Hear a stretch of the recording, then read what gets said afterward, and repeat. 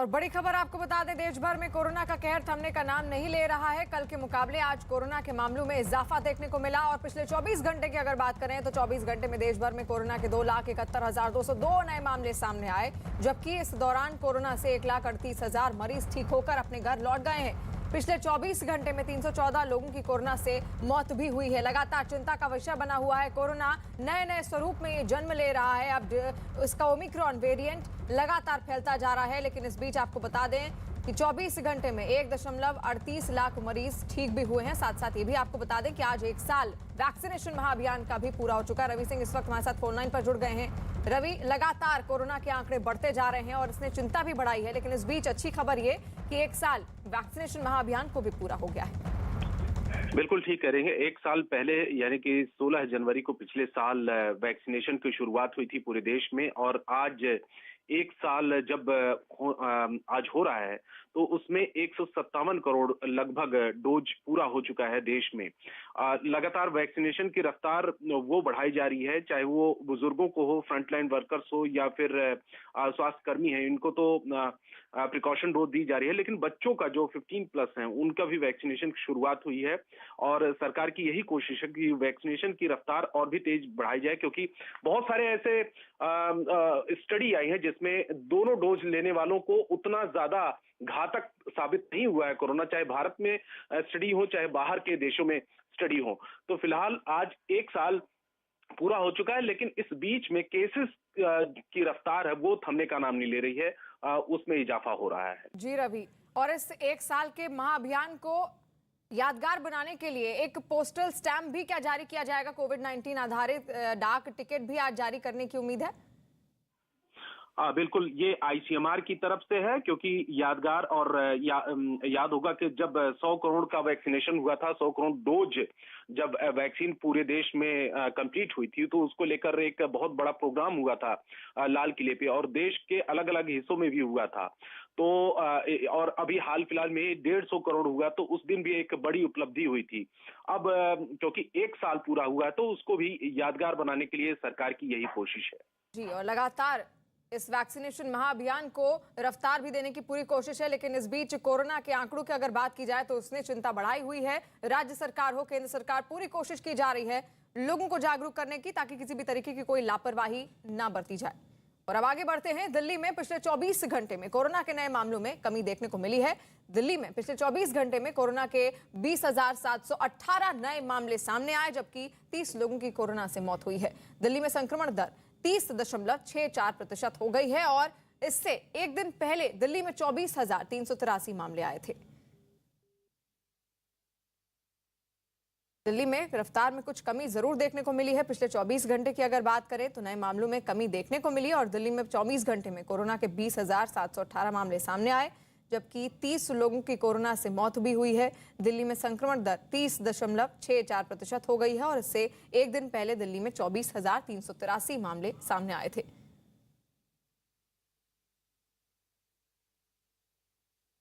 और जावेद इस वक्त हमारे साथ फोन लाइन पर भी जुड़ गए हैं। जावेद, कोरोना की इस रफ्तार में दिल्ली में कुछ कमी इस बीच जरूर देखने को मिली, लेकिन अभी भी किस तरीके की पाबंदियां लगातार लगी हुई हैं? क्या लोग उन पाबंदियों को मान रहे हैं? देखिए, दिल्ली में फिलहाल मौजूदा वीकेंड कर्फ्यू चल रहा है, जो कि दूसरी बार है। और आपको बता दें कि जो 20,718 केसेस कल आए हैं दिल्ली में 24 घंटे में, 30 लोगों की मौत हुई है। लेकिन शिवानी, एक और आंकड़ा है, वो ये कि दिल्ली में जो संक्रमण दर है वो अभी भी 30% के पार है।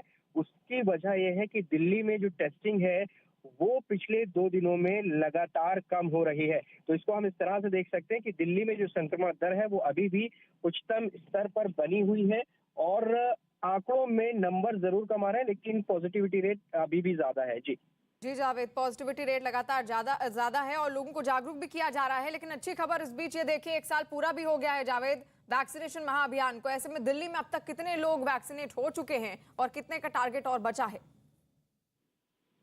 देखिए, जब वैक्सीनेशन ड्राइव शुरू की गई थी दिल्ली में, इसको बहुत तेज रफ्तार से चलाया गया, और एक बड़ी आबादी को दिल्ली में वैक्सीनेट कर दिया गया है। और यही वजह है कि जो अब कोरोना के मामले आ रहे हैं उसमें दिल्ली सरकार कम से कम इस बात से सुकून में है कि जो हॉस्पिटलाइजेशन है वो कम हो रहा है। और दिल्ली सरकार ये मानती है कि वैक्सीनेशन की वजह ही है कि दिल्ली में जो अब कोरोना की इस लहर में हॉस्पिटलाइजेशन जो है वो कम हो रहा है। जी जी जावेद, आप हमारे साथ बने रहिए।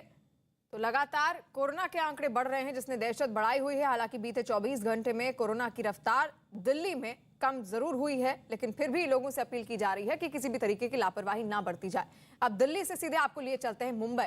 मुंबई में कोरोना का आंकड़ा फिर कम हुआ है और मुंबई में 24 घंटे में कोरोना के 10,661 नए मामले सामने आए हैं, जबकि कोरोना से एक दिन में 11 मरीजों की मौत भी हुई है। कल मुंबई में कोरोना के 11,317 मामले दर्ज हुए थे और 9 मरीजों की मौत हुई थी। यानी कि इस रफ्तार को आंकड़ों के जरिए आप समझिए किस तरीके से आंकड़े बढ़ रहे हैं। हालांकि कल आंकड़ों में कमी जरूर दर्ज की गई है। श्रेया इस वक्त हमारे साथ फोन लाइन पर जुड़ गई है मुंबई से। श्रेया, आंकड़ों में कल की अगर बात की जाए तो कुछ कमी जरूर दर्ज की गई है, लेकिन फिर भी किस तरीके की पाबंदियां हुई हैं और वैक्सीनेशन महाअभियान कहां तक पहुंचा है?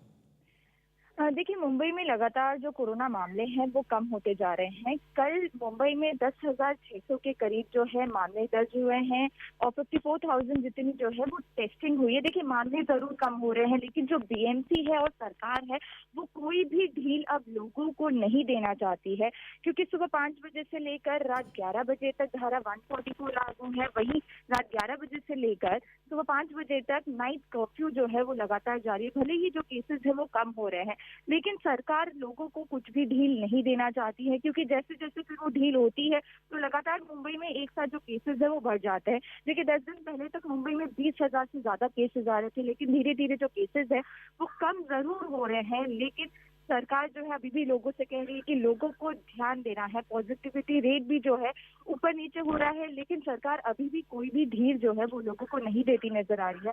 वैक्सीनेशन की प्रक्रिया में भी जो लोग हैं वो आगे आ रहे हैं, खुद वैक्सीनेशन लगा रहे हैं। जो पहली डोज है मुंबई में वो 100% लोगों ने पहली डोज जो है वैक्सीनेशन की वो लगा ली है। तो लगातार जो अभियान है वैक्सीनेशन का वो जारी है, लेकिन सरकार अभी भी लोगों को कोई ढील जो है वो देना नहीं चाहती। जी, और इसीलिए लोगों को लगातार जागरूक भी किया जा रहा है।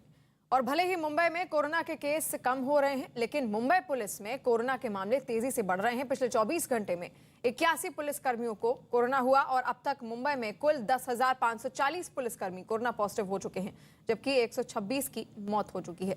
ये वाकई बड़ा आंकड़ा है और चौंकाने वाला आंकड़ा है, क्योंकि लगातार मुंबई पुलिस के कई कर्मी पॉजिटिव होते चले जा रहे हैं। मुंबई में कोरोना के केस कम जरूर हो रहे हैं, लेकिन मुंबई पुलिस इसकी चपेट में आने से बच नहीं पा रही है। पिछले 24 घंटे में 81 पुलिसकर्मियों को कोरोना हुआ और अब तक कुल आंकड़ों की अगर बात की जाए पुलिस विभाग में तो 10,540 पुलिसकर्मी ऐसे हैं जो कोरोना पॉजिटिव पाए गए हैं।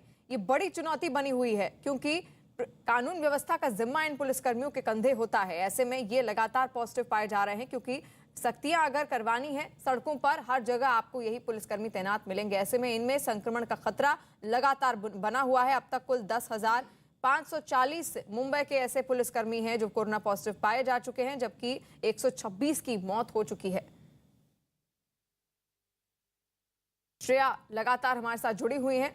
श्रेया, पुलिसकर्मी लगातार अभी भी पॉजिटिव पाए जा रहे हैं, ऐसे में क्या तैयारी, क्या व्यवस्था स्वास्थ्य विभाग की इनके लिए की जा रही है? देखिए, मुंबई में चुनौती ये सबसे ज्यादा है, क्योंकि पुलिसकर्मी के साथ साथ जो रेसिडेंट डॉक्टर्स हैं वो भी लगातार जो है वो कोरोना की चपेट में आ रहे हैं। जैसे कि आपने बताया कि 10,000 से ज्यादा जो पुलिसकर्मी हैं कोरोना की चपेट में आ चुके हैं। साथ ही साथ आपने ये भी बताया कि जो नाइट कर्फ्यू है, धारा 144 है, उसके लिए जो पुलिसकर्मी है वही मुंबई की सड़कों पर तैनात रहते हैं, क्योंकि लगातार ऐसे सब चीजों में जो है पुलिसकर्मी लगातार जो है वो पॉजिटिव आ रहे हैं, रेसिडेंट डॉक्टर जो है वो पॉजिटिव आ रहे हैं। ऐसे में जो बीएमसी है ऐसे सारे भी अभियान चला रही है जहां पर डॉक्टर्स को जल्द से जल्द ट्रीट करने की कोशिश की जा रही है। साथ ही साथ अलग से कैंप लगाए जा रहे हैं जहाँ पर जो पुलिसकर्मी है उन्हें जल्द से जल्द जो है डबल वैक्सीनेशन डोज के साथ शुरू किया जाए। तो लगातार जो बीएमसी है वो भी एक्शन में आ गई है, क्योंकि जो डॉक्टर्स और पुलिसकर्मी है वो कोरोना के टाइम पे सबसे जरूरी लोग थे, फ्रंटलाइन वर्कर्स थे, जो सामने आकर पूरे कोरोना महामारी में उन्होंने लोगों की मदद की है, उन्होंने लोगों की सेवा की है। तो ऐसे में बीएमसी भी अलग अलग कैंप लगा के जो डॉक्टर्स है, जो पुलिसकर्मी, उन्होंने जल्द से जल्द जो है वैक्सीनेट करने की जो है पूरी तरीके से कोशिश कर रही है। जी श्रेया, वैक्सीनेशन जल्द से जल्द हो तमाम पुलिसकर्मियों का, इसके लिए अलग से उनके लिए कैंप लगाए जा रहे हैं। लेकिन जिस तरीके से लगातार पुलिसकर्मी कोरोना संक्रमित पाए जा रहे हैं, इसने स्वास्थ्य विभाग की चिंता जरूर बढ़ा दी है। और आज देश के लिए अहम दिन है। आज कोरोना के खिलाफ वैक्सीनेशन का 1 साल पूरा हो रहा है। आज के दिन 16 जनवरी 2021 को यानी कि पिछले साल देश में स्वास्थ्य कर्मियों और फ्रंटलाइन वर्कर्स को टीका लगाए जाने की शुरुआत हुई थी। उसके बाद से कोरोना टीके दिए जाने का सिलसिला जारी है। अब तक देश में वैक्सीन की 156 करोड़ डोज लगाई जा चुकी हैं। इसमें अब तक 87 करोड़ यानी कि 92% आबादी को पहली डोज लग चुकी है। ये बड़ी उपलब्धि है और कोरोना का वैक्सीनेशन अभियान अभी भी लगातार जारी है। 16 जनवरी का आज का वही दिन है, वही तारीख है, लेकिन साल बदल गया है। 1 साल पूरा हो गया है और जावेद मंसूरी इस वक्त हमारे साथ जुड़े हुए हैं और श्रेया भी लगातार हमारे साथ जुड़ी हुई हैं। जावेद, बहुत बड़ा और अहम दिन है और आज भी लगातार वैक्सीनेशन को उसी तरीके की रफ्तार मिलती जा रही है। देखिए, हमें याद है हमने वो कवरेज की थी जब पिछले साल वैक्सीनेशन ड्राइव की शुरुआत हुई थी, क्योंकि हमने देखा उससे पहले कितने लोगों ने जान गंवाई और लोग बेसब्री से इंतजार कर रहे थे कि इसका टीका जरूर आए, और वो आया और देश ने एक बहुत बड़ी ड्राइव चलाई। देखिए, दिल्ली की अगर हम बात करें तो दिल्ली में अब तक 2,83,68,847 डोजेज दी जा चुकी हैं और देखिए इसको अगले दौर में भी पहुंचाया, अगले चरण में भी सरकार ने पहुंचाया। प्रिकॉशन डोज भी लगातार दी जा रही हैं। अकेले अगर दिल्ली की हम बात करें तो ये 10,07,818 डोज प्रिकॉशन डोज भी दिल्ली में दी जा चुकी हैं। तो ये तस्वीर सामने आ रही है और ये बिल्कुल आगे चल रहा है। और देखिए, वैक्सीनेशन का फायदा इस पूरी कोरोना की जंग में हुआ है, क्योंकि जिस तरीके से लोगों ने जान गंवाई, अब उसका वैक्सीनेशन लगवाने का असर कम से कम अब दिख रहा है। अगर दिल्ली में जिस तरह से अब केसेस आ रहे हैं, हॉस्पिटलाइजेशन कम हुआ है। अगर मौजूदा आंकड़ों की बात करूं तो 2620 जो मरीज हैं वो हॉस्पिटल में एडमिट है। पिछली लहर में हमने देखा था कि जब इतने केस आ रहे थे ये संख्या बहुत ज्यादा थी। तो ऐसे में सरकार थोड़ा सुकून की सांस ले रही है कि अब हॉस्पिटल में उतनी मारामारी नहीं है जिस तरह से पिछले साल स्थिति बन गई थी। तो वैक्सीनेशन का ये बड़ा फायदा देखने को मिल रहा है और ये जो ड्राइव है ये लगातार अभी भी उसी गति से चल रही है। जी, और लगातार वैक्सीनेशन अभी भी उसी गति से, उसी रफ्तार से आगे बढ़ता हुआ चला जा रहा है। श्रेया भी हमारे साथ जुड़ी हुई है। श्रेया, जैसा कि जावेद ने कहा कि हमने कवरेज की थी उस समय जब वैक्सीनेशन महाअभियान की शुरुआत हुई थी, लेकिन इस वैक्सीनेशन महाअभियान में इस 1 साल के जो समय बीता है, वक्त बीता है, उसमें तारीफ करनी पड़ेगी स्वास्थ्य कर्मियों की और लोगों की, जिस तरीके से बढ़ चढ़ कर वो हिस्सा ले रहे हैं। देखिए, जब से पिछले साल इसी दिन जो है वैक्सीनेशन की ड्राइव शुरू हुई थी तो लोगों के अंदर काफी ज्यादा उत्साह नजर आया था। हमने ये पूरी कवरेज की थी, तब लोग जो है उत्साहित होकर जो है वैक्सीनेशन लगा रहे थे, बढ़ चढ़कर आ रहे थे, क्योंकि जल्द से जल्द लोग चाहते थे कि वो जल्द से जल्द जो वैक्सीनेशन की महामारी है उसे तोड़कर वो आगे बढ़े। आम जैसे हम रोजाना बिना मास्क फ्री जो हम घूमना चाहते थे वो घूमे। जैसे कि इंडिया के प्राइम मिनिस्टर नरेंद्र मोदी लगातार कह रहे थे कि अगर हमें कोरोना से जंग जीतनी है तो वैक्सीनेशन जो है वो बेहद जरूरी है। तो इसी जो लाइन है उसी को लोगों ने एकदम दिल को अपने लगाया और बढ़ चढ़कर वो आए और अपने आप को वैक्सीनेट किया। मुंबई में 2 करोड़ से ज्यादा लोग जो हैं वो वैक्सीनेट हो गए। लगातार ये जो अभियान है वो जारी है। साथ ही साथ प्रिकॉशन डोज के लिए भी जो लोग हैं, फ्रंटलाइन वर्कर्स हैं, 60+ के लोग हैं, वो भी बढ़ चढ़कर आ रहे हैं, व्हील चेयर्स पर आ रहे हैं, लेकिन वो भी चाहते हैं कि जल्द से जल्द जो है वो अपने आप को पूरी तरीके से वैक्सीनेट करें। और ये जो कोरोना महामारी है उससे जो हमारी जंग जारी है, 1.5 साल से ज्यादा का वक्त हो गया है, तो हम वैक्सीनेशन लगाकर पूरी तरीके से जो जंग है वो जीते। तो और ये जंग लगातार आगे भी जारी रहेगी, क्योंकि वैक्सीनेशन को उसी तरीके के इसकी रफ्तार अभी भी मिल रही है और आज टीका उत्सव मना रहा है पूरा देश।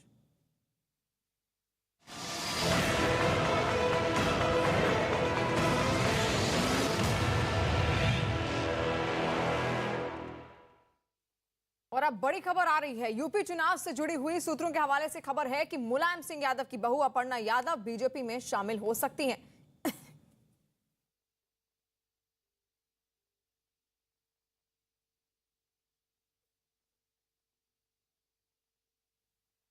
बड़ी खबर इस वक्त आपको बता दें, सूत्रों के हवाले से खबर है कि मुलायम सिंह यादव की बहू अपर्णा यादव बीजेपी में शामिल हो सकती हैं। लंबे वक्त से उनके भीतर नाराजगी देखने को मिल रही थी। प्रतीक यादव, अपर्णा यादव उनकी पत्नी है, छोटे बेटे हैं प्रतीक यादव मुलायम सिंह यादव के, और छोटी बहू हैं मुलायम सिंह यादव की अपर्णा यादव। और अब ये कहा जा रहा है कि वो बीजेपी में शामिल हो सकती हैं। हालांकि आज भी ये कयास लगाए जा रहे हैं कि कुछ बड़े चेहरे बीजेपी का हिस्सा बन सकते हैं, लेकिन अभी तक कोई भी आधिकारिक ऐलान नहीं हुआ है कि आखिर वो बड़े चेहरे कौन हैं। और ऐसे में ये आशंका और ये कयास लगाए जा रहे हैं कि अपर्णा यादव बीजेपी में शामिल हो सकती हैं और लखनऊ कैंट से बीजेपी उनको टिकट भी दे सकती है। आज क्या कुछ होगा ये देखना दिलचस्प होने वाला है। हालांकि किसी भी तरीके की कोई प्रतिक्रिया अपर्णा यादव की ओर से भी इस पूरी खबर को लेकर नहीं आई है, ना ही बीजेपी की ओर से। लेकिन बड़ी खबर यूपी चुनाव में जिस तरीके की हलचल मची हुई है इस बीच, आपको बता दें कि मुलायम सिंह यादव की बहू अपर्णा यादव बीजेपी में शामिल हो सकती हैं, बीजेपी का वो हिस्सा आज बन सकती हैं। काफी लंबे वक्त से वो समाजवादी पार्टी से नाराज चल रही थी और अब ये खबर सामने आ रही है सूत्रों के हवाले से, जहां पर मुलायम सिंह यादव की बहू, छोटी बहू अपर्णा यादव बीजेपी में शामिल हो सकती हैं। और बीजेपी उनको कहां से टिकट देगी इस पर भी अभी कई तरह के कयास लगाए जा रहे हैं। हालांकि कहा जा रहा है कि लखनऊ कैंट से उनको टिकट दिया जा सकता है, लेकिन वहां पर पहले ही रीता बहुगुणा जोशी के बेटे मयंक जोशी अपनी दावेदारी ठोक चुके हैं। और ऐसे में क्या कुछ होता है, बीजेपी क्या करती है, क्या फैसला उसके द्वारा लिया जाता है, ये देखना होगा। अमित सिंह इस वक्त हमारे साथ फोन लाइन पर जुड़ गए हैं। अमित, आज बीजेपी में क्या शामिल हो रही हैं अपर्णा यादव? देखिए, ये कयास लगाई जा रही है। सूत्र बता रहे हैं कि अपर्णा यादव ने बीजेपी के आला कमान से मुलाकात की है, बड़े नेताओं से मुलाकात की है। क्या अपर्णा यादव आज ज्वाइन कर रही है, तो इस बारे में ना ही अपर्णा यादव कुछ कह रही है, ना बीजेपी का कोई भी नेता इस बारे में कुछ कह रहा है। सूत्र ये बताता है कि अपर्णा यादव लखनऊ कैंट विधानसभा सीट से चुनाव लड़ना चाहती है, तो वहीं समाजवादी पार्टी का कहना है कि अपर्णा यादव को अमेठी से चुनाव लड़ना चाहिए। तो इस बाबत यही बताया जा रहा है कि अपर्णा यादव लखनऊ कैंट विधानसभा सीट से चुनाव लड़ना चाहते हैं, लिहाजा वो बीजेपी के बड़े नेताओं से मुलाकात की है। सूत्र बताते हैं कि वो ज्वाइन कर सकती है बीजेपी। क्या आज कर रही है या आने वाले दिनों में करेंगे, कब करेंगे, इस बारे में कोई कुछ नहीं कह रहा है। जी, यानी कि अभी तक कोई आधिकारिक ऐलान नहीं हुआ है और प्रतिक्रियाएं नहीं आ रही हैं दोनों ही ओर से। लेकिन समाजवादी पार्टी से ऐसी खास नाराजगी का कारण क्या है आखिर?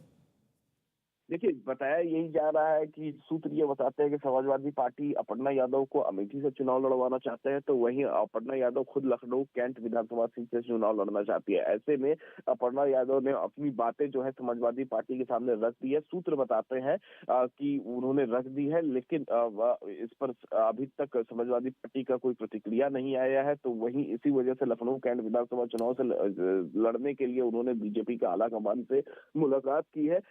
लेकिन अभी फिलहाल अपर्णा यादव की तरफ से कोई आधिकारिक बयान नहीं आया कि वो बीजेपी ज्वाइन कर रही है कि नहीं। अमेठी और लखनऊ कैंट विधानसभा सीट को लेकर क्या कहना है, उस बारे में भी वो कुछ नहीं कह रही है, ना ही बीजेपी के नेताओं की तरफ से कुछ कहा गया। जी अमित, और इसी आधिकारिक ऐलान का इंतजार है, लेकिन नाराजगी की वजह साफ है क्योंकि मनमर्जी मुताबिक उनको टिकट नहीं दिया जा रहा है। ऐसे में वो बीजेपी का हिस्सा बन सकती हैं बहुत जल्द।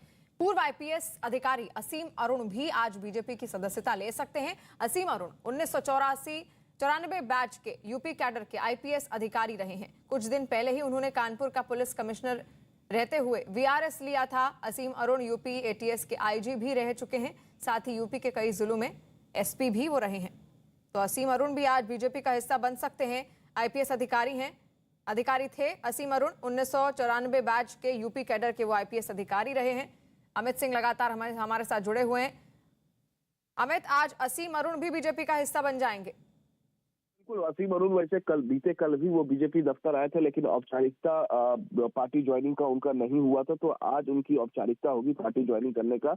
8 जनवरी को उन्होंने वीआरएस लेने के लिए उन्होंने रिक्वेस्ट दिया था, अपना एप्लीकेशन लगाया था, जिसका बाद में स्वीकार कर लिया गया। वीआरएस का जैसे ही उन्होंने एप्लीकेशन लगाया था, उसके बाद ही वो बीजेपी के नेताओं से मिलना शुरू कर दिए थे। तभी कयास लगाए जा रहे थे। उन्होंने खुलकर भी ये कहा था कि वो राजनीतिक पार्टी ज्वाइन कर रहे हैं। पुलिस कमिश्नर बतौर पुलिस कमिश्नर वो तैनात थे कानपुर में। इसके अलावा कई जगहों पर, कई जिलों में वो बतौर एसपी भी तैनात थे। तो फिलहाल आज औपचारिकता निभाई जा रही है। आज वो औपचारिक तौर पर बीजेपी ज्वाइन कर रहे हैं। जी, तो औपचारिक तौर पर आज बीजेपी ज्वाइन कर लेंगे असीम अरुण। आप बने रहिए अमित हमारे साथ। और 5 राज्यों में चुनाव की सरगर्मी है, लेकिन सबसे अधिक सीटों वाले उत्तर प्रदेश में सबसे ज्यादा हलचल है। सियासी दलों के साथ ही यूपी में आयोग और प्रशासन भी एक्शन मोड में है। कई नियमों के उल्लंघन के मामले में नोटिस जारी हो रही है, तो कहीं चेकिंग के दौरान कैश बरामद हो रहे हैं। वहीं पुराने मामले में फरार नेताओं पर कोर्ट का भी एक्शन जारी है। और 3 तस्वीरें आप देख लीजिए। 24 घंटे में समाजवादी पार्टी से जवाब मांगा गया है, क्योंकि बीते दिन ही भीड़ जमा की गई थी समाजवादी पार्टी दफ्तर के बाहर और उसी को लेकर नोटिस चस्पा किया गया था इसी के द्वारा। और समाजवादी पार्टी दफ्तर में कोरोना नियमों के उल्लंघन के मामले में आज पार्टी को जवाब देना है। चुनाव आयोग ने कल समाजवादी पार्टी को नोटिस जारी किया था और 24 घंटे में जवाब मांगा था। 14 जनवरी को स्वामी प्रसाद मौर्य के साथ कई विधायकों ने समाजवादी पार्टी ज्वाइन की थी और इस दौरान समाजवादी पार्टी दफ्तर में बड़ी संख्या में भीड़ जुटी थी। मामले में कार्रवाई करते हुए चुनाव आयोग ने गौतमपल्ली थाने के इंस्पेक्टर को तो फौरन सस्पेंड कर दिया। वहीं एसडीएम और एसीपी की रिपोर्ट के आधार पर समाजवादी पार्टी को नोटिस जारी किया था, जिसके बाद आज उनको जवाब देना है। और अमित इस वक्त हमारे साथ फोन लाइन पर फिर से जुड़ गए हैं। अमित, क्या जवाब आज दिया जाएगा समाजवादी पार्टी की ओर से इस नोटिस पर? देखिए, जाहिर तौर पर सफाई दी जाएगी समाजवादी पार्टी की तरफ से। वो अभी जो सफाई देनी है वो आज शाम तक ही उनको सफाई देनी पड़ेगी 5 बजे से पहले।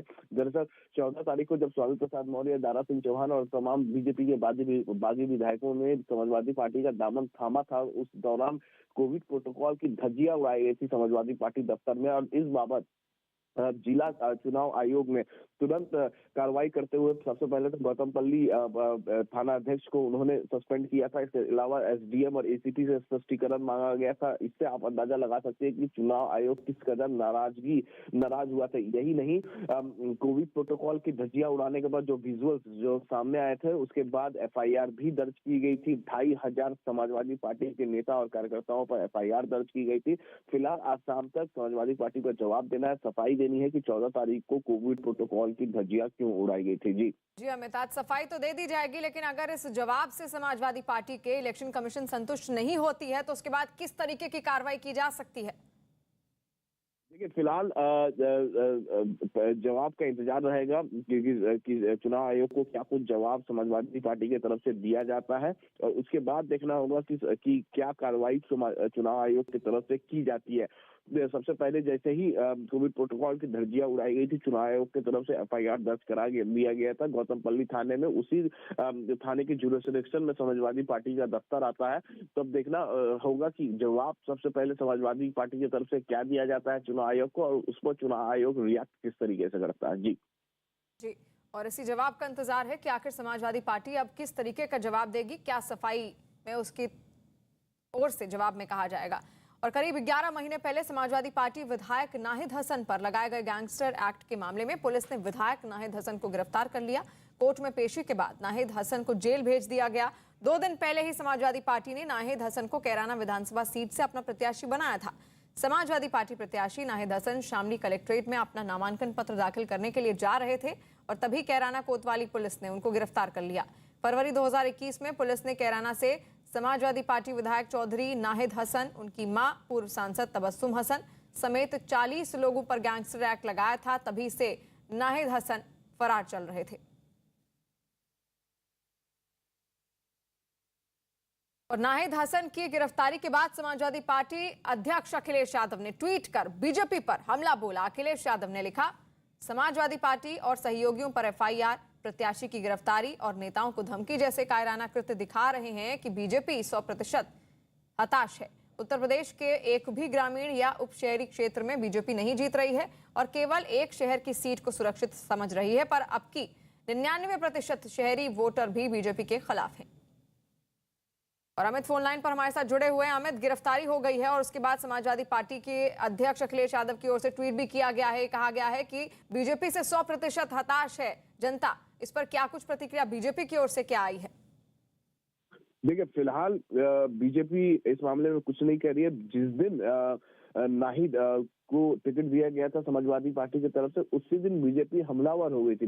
बीजेपी का कहना था कि नाहिद आरोपी है गैंगस्टर एक्ट में, और पुलिस का भी यही साफ साफ कहना है कि गैंगस्टर एक्ट में नाहिद आरोपी है और पुलिस उनको तलाश कर रही थी। पिछले कई दिनों से वो फरार चल रहे थे। पुलिस ने इस बाबत कई जगह छापेमारी भी की थी नाहिद को गिरफ्तार करने के लिए, और जब नाहिद नॉमिनेशन फाइल करने जा रहे थे तभी पुलिस ने उन्हें गिरफ्तार किया। इस बाबत अब समाजवादी पार्टी के अध्यक्ष अखिलेश यादव बीजेपी पर हमलावर हो गया, वो ट्वीट करके हमला कर रहे हैं। तो वहीं बीजेपी का कहना है कि वो गैंगस्टर एक्ट के आरोपी है और कानून के तहत जो भी कार्रवाई बनती है पुलिस को करनी चाहिए। फिलहाल स्टेट में मॉडल कोड ऑफ कंडक्ट लागू है, तो इस वक्त चुनाव आयोग के अधिकारी इस पूरे मामले को देख रहे हैं और ये गैंगस्टर एक्ट पहले का लगा हुआ है और पुलिस लगातार नाहिद को तलाश कर रही थी, आरोपी नाहिद को, और जैसे ही वो नॉमिनेशन फाइल करने जा रहे थे तभी पुलिस ने उन्हें गिरफ्तार किया है। जी जी अमित, तो कैराना से समाजवादी पार्टी के उम्मीदवार हैं नाहिद हसन, लेकिन फिलहाल उनको गैंगस्टर एक्ट के तहत गिरफ्तार कर लिया गया है। कानपुर में बीएसपी नेता की गाड़ी से 50 लाख रुपए कैश बरामद किए गए हैं। चुनाव से ठीक पहले इतनी बड़ी रकम मिलने से पुलिस विभाग में हड़कंप मच गया।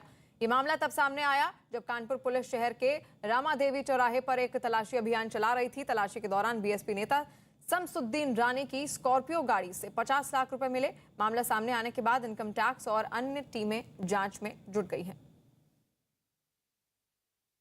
और अमित हमारे साथ फोन लाइन पर लगातार जुड़े हुए हैं। अमित, गाड़ी से 50 लाख रुपए कैश बरामद हुआ, लेकिन अब किस तरीके से आईटी विभाग अपना काम कर रहा है? देखिए, जिस तरीके से अभी फिलहाल आईटी विभाग जो है आरोपी बीएसपी नेता से लगातार पूछताछ कर रहे हैं। रात 10 बजे की ये बात, 10 बजे के आसपास की ये बात है, जब कानपुर पुलिस लगातार पिकेट पर चेकिंग कर रही थी। उसी दौरान बीएसपी नेता के गाड़ी स्कॉर्पियो कार से ये 50 लाख रुपए की बरामदगी हुई है। जैसे ही पुलिस को ये इतनी ज्यादा रकम बरामदगी हुई गाड़ी से, स्कॉर्पियो कार से, उसके बाद पुलिस ने तुरंत बीएसपी नेता को हिरासत में लेकर पूछताछ करना शुरू किया। उसके बाद साथ ही साथ इनकम टैक्स के अधिकारियों को भी इस बाबत जानकारी दी। फिलहाल पूछताछ जारी है। जी तो 50 लाख रुपए बीएसपी नेता की गाड़ी से कैश बरामद हुआ है और फिलहाल लगातार पूछताछ की जा रही है बीएसपी नेता से। बहुत शुक्रिया अमित, तमाम जानकारी हम तक पहुंचाने के लिए। और उत्तर प्रदेश के संभल से एक हैरान करने वाला वीडियो सामने आया। वहां पर एक मोटरसाइकिल सवार चालान काटे जाने से इतना भड़क गया कि उसने पुलिस वालों को ही धमकी दे डाली। दरअसल उसने हेलमेट नहीं लगाया था, जिसकी वजह से पुलिस वालों ने उसे रोक लिया और इतना होते ही उसका पारा चढ़ गया, जिसके बाद उसने किसी को फौरन फोन लगाया और पुलिस वाले को धमकाने लगा। पुलिस वालों से बदसलूकी का वीडियो वायरल होते ही आरोपी पर एक्शन ले लिया गया। जिले के एसपी ने बताया कि धमकी देने वाले को गिरफ्तार कर लिया गया। हालांकि मामले के तूल पकड़ते ही आरोपी युवक ने एक वीडियो जारी कर अपनी इस हरकत के लिए माफी भी मांग ली। आपको क्या कहोगे? जितना बढ़ा के चालान काटना है, इतना बढ़ा के काट लो, हर चीज का काट लो। तो आप क्या करो, खा जाओ मुझे? वक्त बताएगा जब सरकार आएगी तो। मनमानी कर रहा हूँ ना तुम लोग। अगर सरकार आए तो फिर भी हेरा, फिर क्या होगा? ये वक्त बता देंगे। ये तो हम ही ना रहने के, आप ही ना रहोगे संभल। ठीक है, संभल हम छोड़ देंगे, आप छोड़ दो। तो अपनी तैयारी कर दो चलने की। मैं तो यही रहूंगा। बस वो बता देंगे हम। ठीक बता देंगे। आज सुबह थाना कोतवाली संभल में एक वायरल वीडियो का संज्ञान लेते हुए एक व्यक्ति जिसका नाम मोहम्मद अशरफ है, ये मियाँ सराय का रहने वाला है, इसको निरोधात्मक धाराओं के तहत गिरफ्तार किया गया है। इसके द्वारा ट्रैफिक चालान होने पर उपस्थित पुलिस वालों के साथ अभद्रता का व्यवहार किया गया था। इसके विरुद्ध वैधानिक कार्रवाई की जा रही है। 3 दिन पहले की जो वीडियो वायरल हो रही है, मेरा पूर्व में पहले भी चालान हो गया था और फिर मेरा चालान हो रहा था, तो मैं तेज में आ गया था और मैंने जो भी अल्फाज मैंने कहे उसके लिए मैं क्षमा चाहता हूँ। मैं किसी राजनीतिक पार्टी से कोई ताल्लुक नहीं रखता। मैं तो सिर्फ ऑल इंडिया जमीयतुल उलमा का एक पदाधिकारी हूँ। और उत्तर प्रदेश विधानसभा चुनाव 2022 से पहले आजम खान के बेटे अब्दुल्ला आजम सीतापुर जेल से रिहा हो गए। जेल से बाहर आते ही अब्दुल्ला आजम ने बीजेपी सरकार पर हमला बोला। उन्होंने कहा कि मैं चुनाव लड़ूंगा भी और जीतूंगा भी। अब्दुल्ला आजम ने दावा किया कि अखिलेश यादव 200% मुख्यमंत्री बनेंगे। अब्दुल्ला आजम ने स्वामी प्रसाद मौर्य के समाजवादी पार्टी में शामिल होने के सवाल पर कहा कि वो बड़े नेता हैं और उनके आने से पार्टी को फायदा होगा। अखिलेश जी मुख्यमंत्री बनेंगे दोबारा 200%। आदेव जी का कोई संदेश अखिलेश जी के लिए?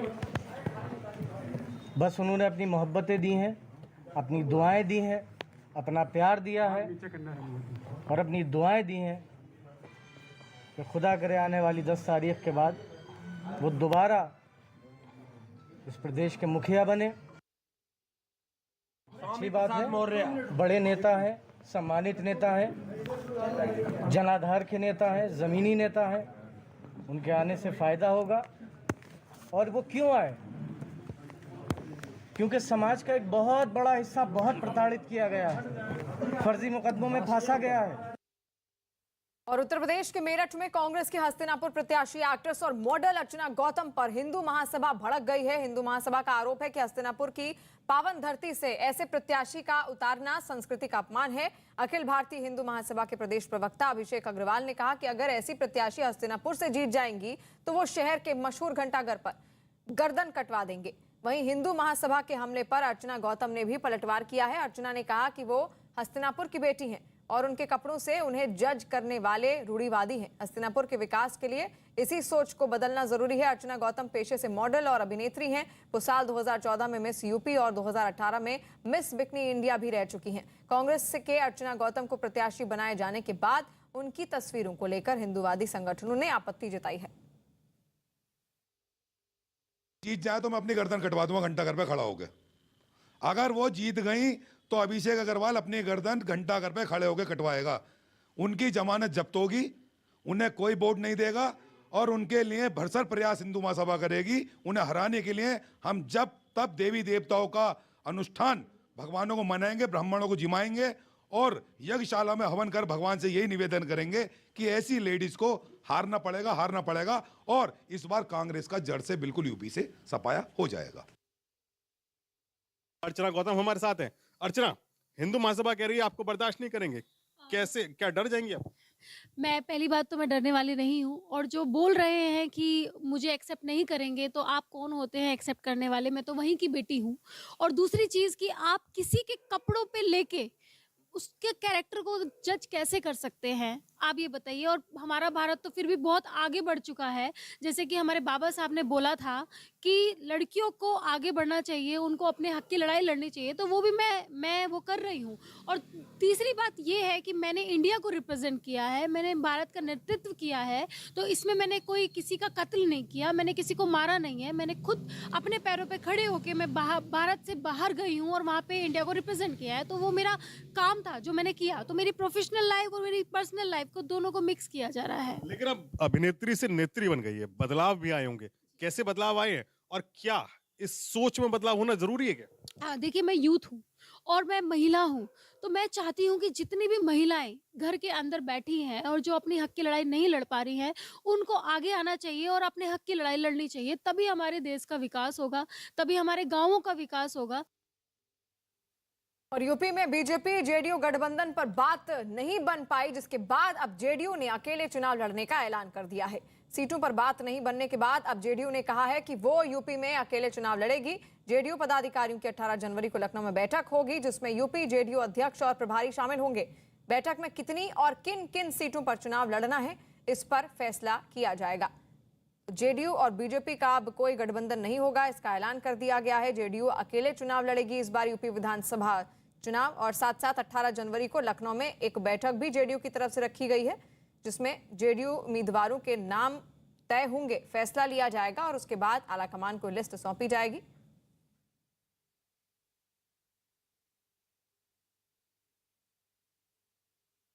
आपको बता दें कि यूपी में बीजेपी और जेडीयू के बीच में सीट बंटवारे को लेकर बात नहीं बन पाई है, सहमति नहीं बन पाई है और ऐसे में जेडीयू ने अब अकेले ही चुनाव लड़ने का ऐलान कर दिया है। सीटों पर बात नहीं बनने के बाद अब जेडीयू ने कहा कि वो यूपी में अकेले चुनाव लड़ेगी, अपने दम पर चुनाव लड़ेगी। जेडीयू पदाधिकारियों की 18 जनवरी को लखनऊ में एक बैठक भी होने वाली है, जिसमें यूपी जेडीयू अध्यक्ष और प्रभारी शामिल होंगे और बैठक में कितनी और किन किन सीटों पर किस किस को चुनाव लड़ाना है, इस पर फैसला लिया जाएगा। और यूपी की पॉलिटिक्स से एक और बड़ी खबर, उन्नाव रेप पीड़िता की मां को टिकट दिए जाने से यूपी में पॉलिटिक्स शुरू हो गई है। कांग्रेस ने उन्नाव पीड़िता की मां को टिकट दिया, जिसके बाद पूर्व विधायक कुलदीप सिंह सेंगर की बेटी ऐश्वर्या सेंगर ने एक वीडियो जारी किया। वीडियो में ऐश्वर्या ने प्रियंका गांधी पर निशाना साधा। ऐश्वर्या का दावा है कि कांग्रेस ने जिसे टिकट दिया है उसके खिलाफ उन्नाव में 400 बीसी समेत कई केस दर्ज हैं। तो लगातार अब सियासत भी शुरू। सच सबके सामने लाने के लिए मैं भी लड़ सकती हूँ। प्रियंका गांधी जी, राजनीति के दृष्टिकोण से शायद अपना उठाया गया ये कदम आपको एकदम सही लगे। मैं राजनीति तो नहीं जानती, पर समाज और नैतिकता का धर्म इसके लिए आपको कभी माफ नहीं करेगा।